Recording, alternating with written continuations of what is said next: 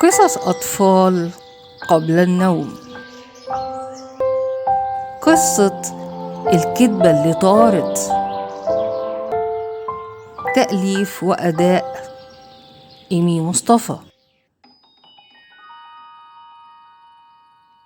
حكايتنا النهاردة يا أولاد عن ولد اسمه علي، بيحب لعب كرة القدم جدا.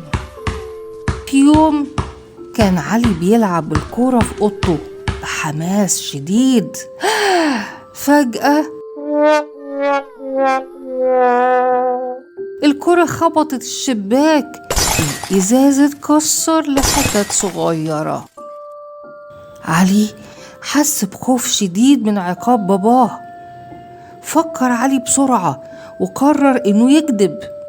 لما جه باباه وسأله عن الإزاز المكسور، رد علي بصوت خايف وقال: ده هاني ابن الجيران هو اللي كسر الإزاز بالكورة.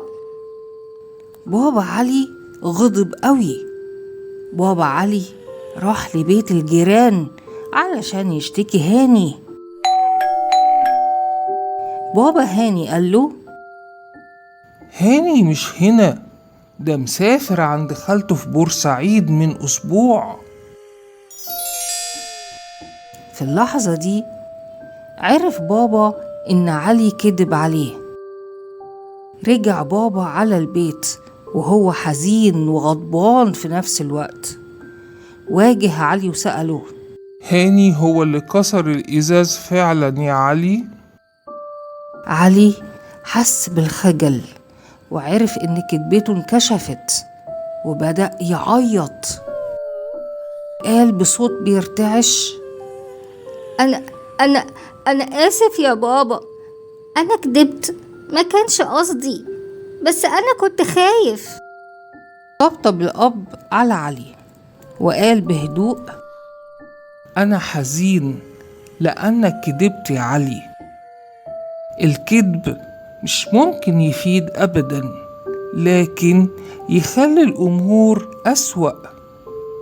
دلوقتي لأنك كدبت عليا مش هقدر أثق فيك بسهولة بعد كده، لكن هديك فرصة تانية علشان تثبت لي إنك تقدر إنك تكون صادق.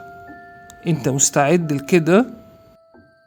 علي لباباه وبعيون مليانة بالخجل وهز راسه وقال: أيوة يا بابا، أنا آسف جدا ومش هكدب مرة تانية أبدا أبدا. بابا علي حب يمنعه من اللعب بالكرة في البيت، علشان كده بابا سجل علي في فريق كرة القدم بالنادي. علي كان مبسوط قوي بفريق النادي. بكده علي يقدر يمارس هوايته المفضلة في مكان آمن ومناسب. وتعلم علي إن الصدق دايما هو أفضل طريق لاحترام نفسه وكسب ثقة الآخرين.